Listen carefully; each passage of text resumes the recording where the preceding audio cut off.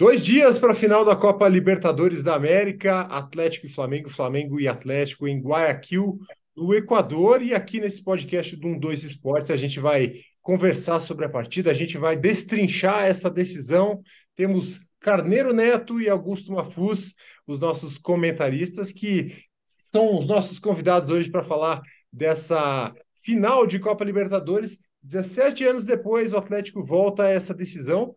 Expectativa muito alta, né, Carneiro? Obrigado pela sua participação. Um abraço, Mafuz, um abraço, Fernando, amigos.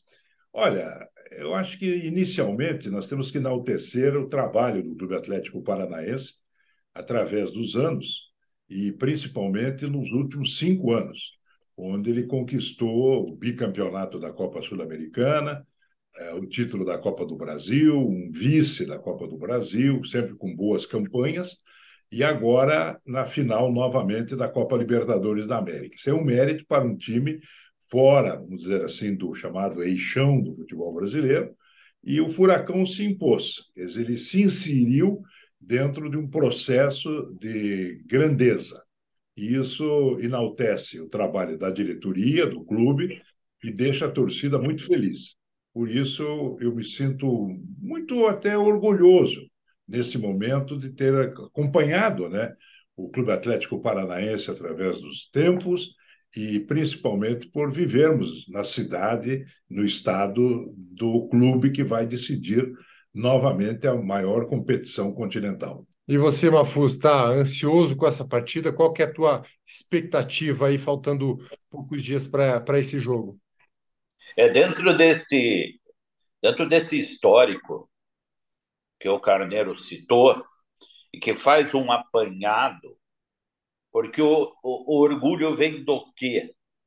Esse orgulho que o Carneiro cita, da evolução que nós, da nossa geração, não esperávamos. O Carneiro pode confirmar, nós não esperávamos de ver o Atlético na situação em que ele se encontra. Era um sonho, não diria que era utópico, mas era um sonho. Agora, eu, mais do que orgulhoso, fico até comovido. Por quê? Porque, como diz o Carneiro,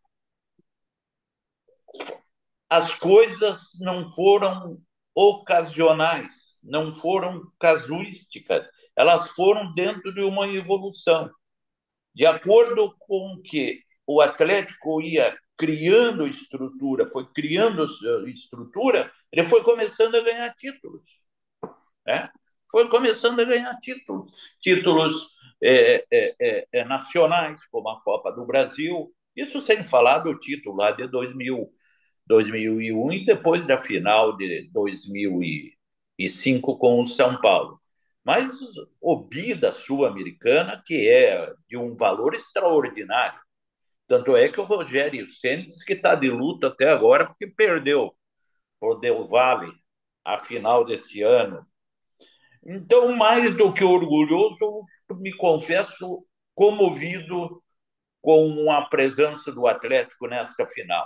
E digo mais, dentro desse processo de evolução, que é a referência que o Carneiro usa para dar a sua oração inicial, se não for agora, vai acontecer e não demora muito. Dentro desse histórico todo que vocês citaram, a gente tem o jogo contra o São Paulo lá em 2005, 17 anos atrás. E o Atlético teve alguns tropeços depois daquele vice-campeonato e depois, a partir de 2018, né, quando vence a Sul-Americana, emenda aí uma sequência muito legal. O Atlético sofreu percalços por causa da política interna. O Atlético poderia ter sido bicampeão brasileiro em 2004 e campeão da Libertadores em 2005 se tivesse uma política unificada. Uhum. O Mário Celso Petralha teve muitos problemas pela forma como ele age. Ele tem muita competência, visão estratégica, mas é um homem de difícil relacionamento. E você veja que ele só tomou conta mesmo e conseguiu dar uma dinâmica quando ele ficou absolutamente sozinho no retorno. depois da saída do presidente Marco Malucelli. Isso foi em 2012, quando pegou na segunda divisão. Já foi na final de Copa do Brasil com o Flamengo, perdeu. O Atlético já fez 3 finais de Copa do Brasil, não é pouca coisa. Sim. E daí, agora, ultimamente, também eu acho que o toque que foi dado, em termos futebolísticos, foi o Paulo Autori. O Paulo Autori moldou um sistema no CT do Caju. Aquela experiência do Thiago Nunes foi muito importante, porque ele substituiu um técnico que era uma decepção, o Fernando Diniz. Sim. E, a partir dali, o Atlético errou menos na escolha de treinadores. Cometeu um pecadilho com o Paulo André, custou caro aquele 2020, mas logo se recompôs com a volta do Paulo Autori, e agora ele deu essa tacada no Filipão, porque ele contratou um personagem. O Atlético não tem um técnico, né? É um personagem, é um mito do futebol mundial, campeão mundial. Eu acho isso interessante, você colocar no contexto do Furacão. Mas, Carneiro, eu ia te perguntar o seguinte, a gente, né, viu o Atlético a partir de 2018, então vencer a Sul-Americana, chegar a 2 finais de Copa do Brasil, vencendo uma, só que nesse tempo todo, desde que o Petralha reassumiu em 2012, sempre foi o desejo ser campeão da Libertadores. Ele nunca escondeu isso, sempre foi. Sim, mas uma coisa é você querer, a outra coisa é você ter capacidade de organizar. Mas eu ia te perguntar o seguinte, agora, com um investimento recorde, mais 60 milhões, você acha que isso tem influência direta nessa campanha? Sem dúvida. Tanto que está aí o Atlético. Hoje, se você analisar, semana passada o Flamengo ganhou a Copa do Brasil do Corinthians. Eu acho que foi bom para o Atlético, porque o Flamengo deu uma relaxada. Não que ele não vá se empenhar em ganhar a Libertadores, óbvio que vai, mas ele viria para Guayaquil com muito mais tensão no caso de ter perdido para o Corinthians. Agora não, ele vem tranquilo, e o Atlético tem que aproveitar esse momento. Aí que está, o Atlético investiu, o Atlético contratou um técnico de renome, agora precisa acertar o último ato, que seria o quê? O Filipão acertar a escalação e o time entrar com moral, com o espírito de conquista. Ele não pode se apequenar. E daí ele tem muita chance, sim, até de surpreender o Flamengo, que é um elenco admirável. E aí, Mafuz? Não, eu concordo com o Carneiro e tem um aspecto, Fernando.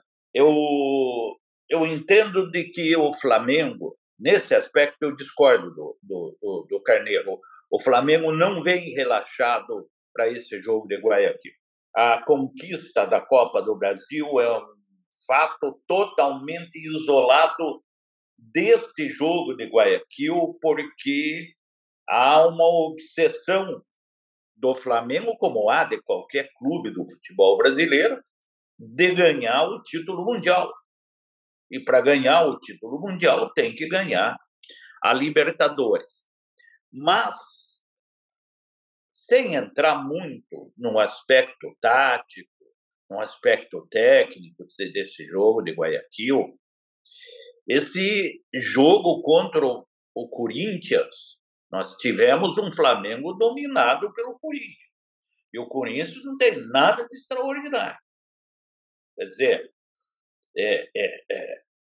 isso que afirma Carneiro Neto.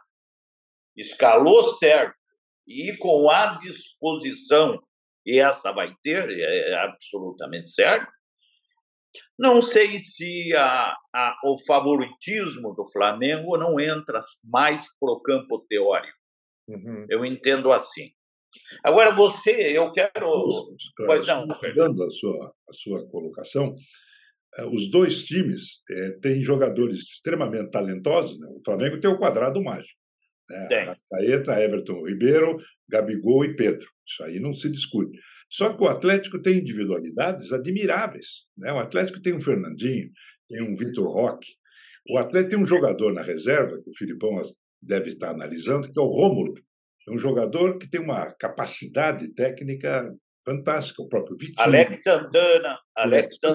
O Terans é um jogador extremamente habilidoso. Agora, ambos os times, as deficiências deles estão na zaga. O Atlético na bola aérea e o Claro. Eles falham. É a chance. A senha para o Atlético ganhar é essa gente aí. Porque o Léo Pereira cresceu e o Rodinei cresceu também. Mas os dois, o Luiz... Eu gosto de comparações no futebol. Carneiro gosta também. Você, embora jovem, já também começa a ter um gosto. Eu estava vendo aqui, não sei se é possível comparar, aí vai o espírito de imortal do Carneiro Neto, se é possível. Estava vendo, em 2005, o time do Atlético. Diego Silva, Jean Carlos, Durval, Danilo, Marcão. O Marcão é o zagueiro do lateral, né? Isso, exatamente. O Cosito, André Rocha, Fabrício Evandro, Aloysio Chulapa e Lima. Uhum. Esse aqui é bem melhor. Quem vocês escalariam daquele time de lá com esse time aí? Claro, eles um pouco corporativistas, né? Se escalaram também, né? Mas a gente, pelo menos na minha visão, o time de 2022 é bem superior. O futebol mudou também, né? Também. Claro. A velocidade das coisas acontece de uma forma... Em 2005 ainda eu sou daqueles que vejo fantástico. 2005 tem uma característica que me parece curiosa. Como em 2005 ele foi chegando na final meio acidental. Atropelado. E agora também sempre achando um gol nos acréscimos, nos últimos instantes. Essa é uma característica que o Atlético, por exemplo, no título brasileiro de 2001 não tinha. Em 2001 ele meio que passou por cima, né? Ele eliminou, por exemplo, na fase aguda, ele eliminou o São Paulo, que era um super time na época, Kaká, enfim, toda aquela turma, e o Rogério Ceni no gol. Depois eliminou o Fluminense, que era um time muito bem organizado, e ganhou as duas do São Caetano, e foi campeão. Por quê? Porque o conjunto do Atlético era muito bom. O Atlético teve um time muito harmonizado. O atual, ele tem algumas falhas, principalmente defensivas, e nas laterais, principalmente na lateral esquerda, no procedimento defensivo. O Abner é mais apoiador do que marcador. Mas o Atlético, como nós já falamos, tem algumas potencialidades do meio para frente e ele não fica muito longe do Flamengo. Concordo. Eu vendo a semana passada o jogo contra o Corinthians, porque o Corinthians também é um time cheio de limites. E no momento que o Corinthians se propôs para atacar o Flamengo, ele escancarou todas as deficiências do Flamengo. O Flamengo se incomoda quando é atacado. Inclusive, houve uma crítica. Quando não tem a bola. Porque o time teria recuado no segundo tempo. Aí os caras, não, o Dorival Júnior, não, o próprio time. Por quê? O Flamengo está, por isso que eu disse, às vezes o cansaço não é só físico, é mental. Uhum. O Flamengo tem, você nem chega a 2 finais, Copa do Brasil e Libertadores, sem se desgastar, em todos os sentidos. Isso aconteceu com o Flamengo. Agora, por que foi importante ele ganhar a Copa do Brasil? Porque ele tirou um peso das costas. Uhum. Então, ele vai chegar em Guayaquil para jogar uma decisão com todas as suas características. Mas imagine se ele tivesse perdido para o Corinthians. A pressão era muito grande. Ele chegava em crise com a obrigação de vencer. Senão ia ser difícil até voltar para o Brasil depois do jogo. Se perdesse, então também. Acho que aí a reação vai do perfil dos jogadores. Ao meu ver, seria melhor para o Atlético pegar o Flamengo ansioso, mais tenso. Acho que seria uma vantagem, mas não é o que vai acontecer. A gente vai ter o Flamengo já classificado para a Copa do Brasil. Claro, a torcida flamenguista quer o título da Libertadores, quer jogar o Mundial contra o Real Madrid, né? Já estão pensando muitas vezes nisso. Quer título de todo jeito, ainda mais um Fernando, grande como... Eu continuo afirmando, o Flamengo vai ser um time pressionado para ganhar isso aí. Eu concordo contigo, mas... O ambiente do Flamengo, as exigências do Rio de Janeiro, da torcida do Flamengo, a política do Flamengo, ela não abre mão, ninguém abre mão de ganhar o título em Guayaquil. Vai jogar pressionado e isso é bom para o Atlético. E outro aspecto também que nós temos que avaliar é a questão do adversário do Flamengo. O Atlético Paranaense, né, ele não é um Boca, não é um River Plate, não é sequer um Palmeiras. Mas é um clube que o pessoal está começando a respeitar, na crônica esportiva brasileira, que sempre inclusive o Flamengo olha para o próprio umbigo, Rio e São Paulo. Agora não, eles já estão prestando atenção no Furacão. Inclusive o Flamengo. Criou-se uma rivalidade entre os dois pelas disputas recentes de Copa do Brasil, que a torcida do Flamengo chegou a pegar trauma quando veio para a decisão pela Copa do Brasil aqui na Baixada. Aquele 3-0 no Maracanã, ano passado, coisa assim. Aqueles 3-0. Copa do Brasil do ano passado. Aí entra também o fator Filipão. Eles dizem, pô, esse time aí, pô, não é... Mas tem aquele Filipão, aí eles já ficam mais preocupados. Um cara que tem... Ele serve também como um escudo para a diretoria, isso é muito óbvio. Não, ele salvou o ano, né? Claro, quando ele salvou chegou... o ano. Estava feio o ano do Atlético. O ano do Atlético estava ficando feio. Estava ficando muito... Tinha gasto muito dinheiro. Mas aí, Mafruz, isso é uma falha. Né? O Mário Celso Petralha, o presidente há tantos anos, né? Quase 30 anos, ele tem todos os méritos, indiscutivelmente, só que ele também tem falhas. A dificuldade de acertar o futebol do Atlético, por quê? Porque não tem diretor de futebol. O clube é o Petralha e os empregados, os funcionários. Tem Matos hoje, né? Então tinha que ter uma diretoria. O Flamengo tem uma diretoria, né? Para citar um exemplo só. Você tem que ter o dirigente do clube, que chega com autoridade para conversar com o supervisor, o CEO, ou com o treinador, e como patrão, para cobrar certas coisas. Porque quem é que vai cobrar do Filipão? O presidente não vai porque não é a função dele. E hoje ele é um homem de negócios, né? O CEO dele, o atual do Atlético, é mais também para fazer os negócios, e que é um homem até hábil nessa parte. Agora, o futebol do Atlético ficou 100% na mão do Filipão. Eu acho isso um pouco preocupante. Mas tem que ter um pouco mais de conversa, porque, claro, ninguém é perfeito. Às vezes uma observação aqui, outra ali. Por isso que no dia a dia o futebol ainda é basicamente relacionamento humano. Você fica no avião, fica na concentração, fica no estádio, no ônibus, onde for, você tem que ter gente para conversar. Eu acho que, assim, Carneiro, tem dois pontos que a gente consegue linkar com o que você está falando. Quartas de final da Copa do Brasil, quando o Atlético jogou no Rio de Janeiro, empatou 0-0, foi muito comemorado aquele empate. Depois, daí caiu na retranca aqui. Em casa se recuou, se retrancou, perdeu de 1-0, foi eliminado. Se tem um diretor de futebol com experiência, tradição no clube, chamaria o Filipão, como já houve no passado, esse tipo de relacionamento. O seu Filipão, só um detalhe: o Atlético tem 98 anos e nunca jogou na retranca na Baixada, nem na antiga e nem na nova Arena da Baixada. Não vai jogar na retranca com o Flamengo. E sabe, se não tivesse jogado, aconteceria com o Flamengo? Eu ia citar outro ponto.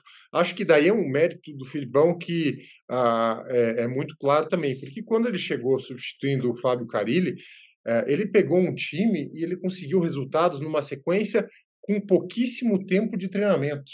Não, ele estava em 17º no Brasileiro.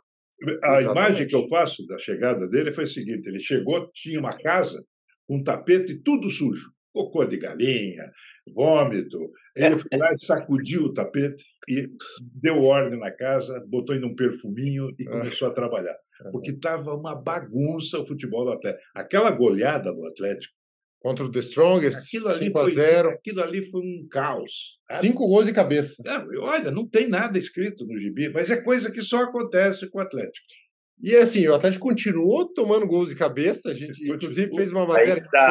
Mas... De lateral? O único time, acho que... 2 gols de lateral. Modernamente, é o único que toma gol de lateral. O Filipão tomou 2. Mas essa situação, o Filipão deve ter tomado alguma providência, deve ter... ele não é bobo, não. Ele deve ter tomado uma providência para corrigir essa situação. Não que vai evitar gol de cabeça do adversário, porque às vezes são lances imprevisíveis, você não pode antecipar uma maneira ou outra da bola ir para cima e como o atacante vai se posicionar. Mas para atacar Pedro, atacar Gabigol, por exemplo, há uma previsão, pelo menos em teoria, em que deve ser treinado. Agora, veja só como é o futebol. Essa Taça Libertadores da América, essa final, tem um fato inusitado. O Carneiro começou a tratar o Filipão como uma marca. É mesmo, uma marca, um tipo. Para mim, o Filipão é a grande atração dessa final. A grande atração dessa final não está no campo, é o Filipão. Parece que qualquer resultado, não vai ser isso, mas qualquer resultado, qualquer solução que vá sedar ao jogo, ao título, vai ter que passar por ele.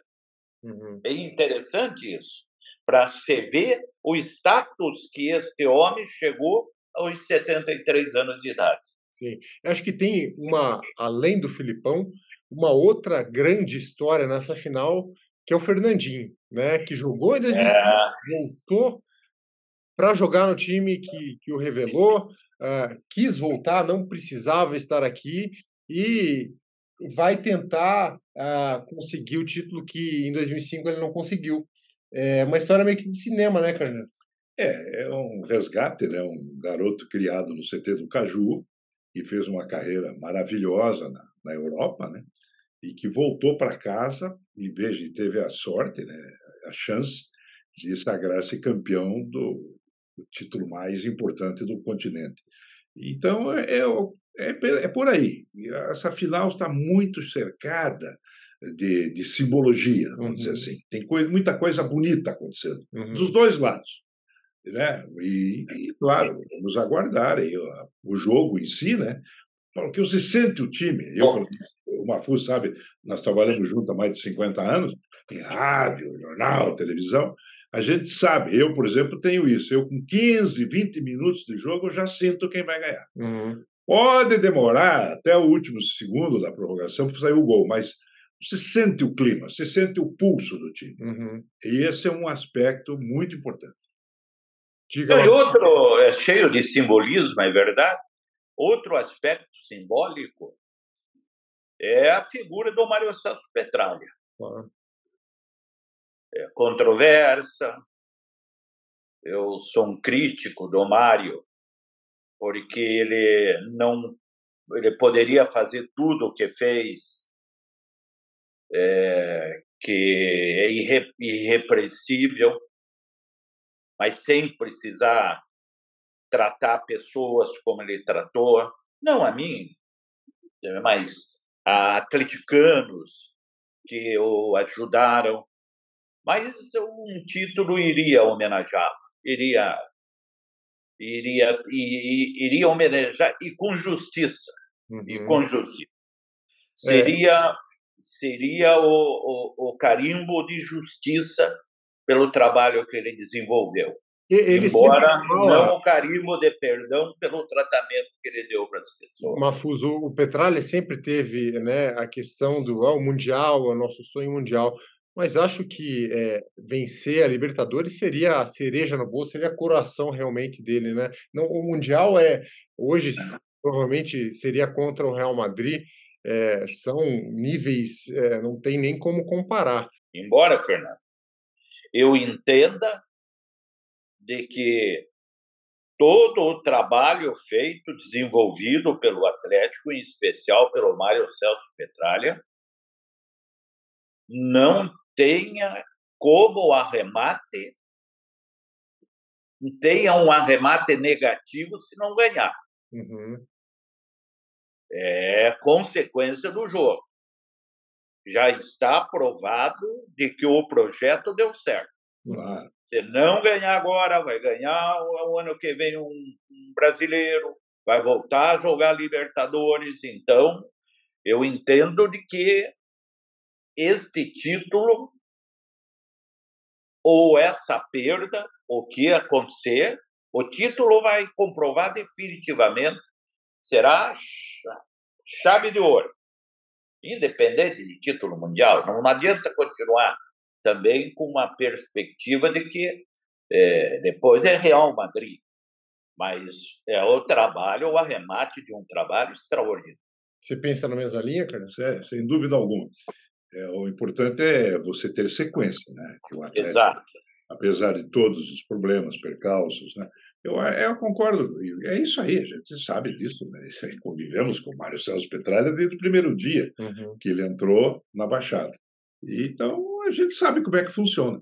Poderia ser diferente, seria melhor, mas ele tem muito mérito no trabalho realizado. Legal. A gente vai se encaminhando já para o fim do podcast. Deixa eu perguntar para vocês, acho que tem outra coisa curiosa aqui, que em 2020, quem substituiu o Thiago Nunes depois daquele título da Copa do Brasil foi justamente o Dorival Júnior, que não teve uma passagem muito boa pelo Atlético. Claro, pegou uma pandemia no meio. Mas ele foi vítima da má gestão do Paulo André. Claro. O Dorival Júnior, desde que era jogador, foi técnico do Curitiba, depois do Atlético. Eu tenho conhecimento, amizade pessoal com ele. Então, eu não conheço o Filipão pessoalmente, mas o Dorival Júnior eu tenho até o zap dele. Sim. Porém, o Dorival Júnior foi tricampeão paranaense, num momento tumultuado do Atlético. E essa que é a questão. Ele é um grande treinador. O Dorival, com a conquista da Copa do Brasil, ele mudou o patamar. Hoje ele entrou na primeira linha do futebol brasileiro. Mas ele é engraçado, né? Porque ele saiu do Atlético, ficou um tempão sem trabalhar, depois foi para o Ceará. Ele teve adoentada, a esposa adoentada, ele teve alguns problemas pessoais. Claro. Aí ele reconstruiu a carreira. Ele recomeçou, né? Recomeçou no Ceará, daí recebeu o convite do Flamengo, né? E encaixou um time muito rapidamente, como o Filipão fez com o Atlético também. Né? Não, ele fez o óbvio. Construiu. O elenco do Flamengo é muito difícil de trabalhar. Claro. E reconstruiu inteligente, por ter capacidade. Ele levou sorte também com a lesão do Bruno Henrique. Com a lesão do Bruno Henrique, ele pôs o Pedro no quarteto. E arrumou o time. É difícil falar isso na mesma frase, mas realmente... São as coisas da vida, né? O futebol é muito... Por exemplo, o Atlético não estaria onde está hoje se o Vitor Roque não tivesse feito o gol em 50 minutos em La Plata. Então é isso. É um espetáculo o futebol, né? Como diz a palavra, é um jogo. E é um jogo fascinante. Já que você citou o Vitor Roque, um menino de 17 anos, fazendo o que ele fez nessa Libertadores, sendo decisivo, com passes, com gols... é o principal candidato a herói do Atlético se o Atlético for campeão. Ou você tem algum outro nome, outro palpite? Não, eu acho que o Filipão ele tem que acertar a escalação. Porque no Atletiba, por exemplo, o Alex Santana e o Vitor Roque estavam na reserva. Só entraram no segundo tempo. E o Terans, que deveria jogar junto com os dois, foi substituído pelo Alex Santana. Essas são as coisinhas que eu discuto no Filipão. E como treinador, né, tem uma margem de avaliação, de exame, que a gente da crônica esportiva com experiência tem o direito de fazer. Agora, repito o que disse no começo, se acertar a escalação e motivar o time, o Furacão, olha, pode sair lá de Guayaquil e dar uma volta pelo Pacífico e vir pelo Atlântico. Mas o Carneiro ele levanta uma questão agora, no final, que já é a mais importante, se acertar a escalação. O que é acertar a escalação? O que é? É escalar o meio com o Alex Santana, Terans, e o Vitor Roque. E o Hugo Moura. O Hugo Moura que não vem jogando, né? Vem jogando o Eric. Pois é, o Eric, então. Mas aí ele pode também...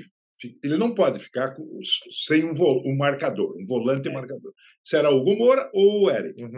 Mas daí na frente ele só vai ter a oportunidade de dois. Só que acho que ele curte muito o Canóbio e o Coelho. Eu já acho que tem que ser Vitor Roque e Pablo. Ou Vitor Roque e Quinho.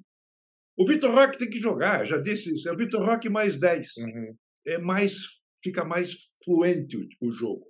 Além de criar mais fluência no time do Atlético, ele cria uma situação de constrangimento na defesa adversária, no Flamengo. Porque o único com essa característica do time do Atlético, de atacar, de agredir, de criar confusão dentro da área, de criar uma alternativa dentro da área. Acho que talvez de surpreender mesmo, né? Não, todo jogo é assim. Né? O Palmeiras no Allianz Parque, La Plata, foi. Atletiba, o pênalti, o Atletiba. Decidiu vários jogos. Ele é um jogador pronto para ser um super. Com 17 anos, aí sim. Esse Vitor Roque não vai nessa. Mas na próxima Copa do Mundo estará lá, não tenha dúvida nenhuma. Mafuz, você colocaria, se a gente fosse colocar uma escala de favoritismo, qual que seria a sua aposta aí? Eu parto do que o Mano Menezes, um dia desses, deu uma entrevista no Bem Amigo, do Galvão Bueno. Poderia até ter sido melhor se o Galvão Bueno deixasse ele falar mais. Mas uma entrevista excepcional e perguntaram para ele disse, não se brinque com o time de Filipão. 50%, 50%. E aí, Carneiro? Olha, até outro dia eu estava dando 60% para o Flamengo. Mas depois da partida, das duas partidas finais da Copa do Brasil, eu tirei 10% do Flamengo e estou com uma força. É 50-50. Igualado os placares aí de favoritismo. Queria agradecer muito aí a participação do Carneiro, do Mafuz, e lembrar que aqui no 12 Esportes você tem toda a cobertura dessa grande decisão entre Flamengo e Atlético lá em Guayaquil. Esperamos, né, no dia 29 que o Atlético traga essa taça para Curitiba. Seria algo histórico e a coração realmente do que vocês falaram nesse podcast, com um trabalho profissional e muito bem feito. Né? Daí vamos fazer outro podcast para assustar um pouco o Benzema e o Vinícius Júnior. É verdade. Está combinadinho. Muito obrigado, Fernando. Muito obrigado. Valeu, Mafuz. Um abraço. Primeiro, você que está nos assistindo, continue, então, sempre ligado aqui na nossa cobertura. Temos muita coisa preparada aí durante essa semana de Libertadores. Valeu, um abraço. Tchau, tchau.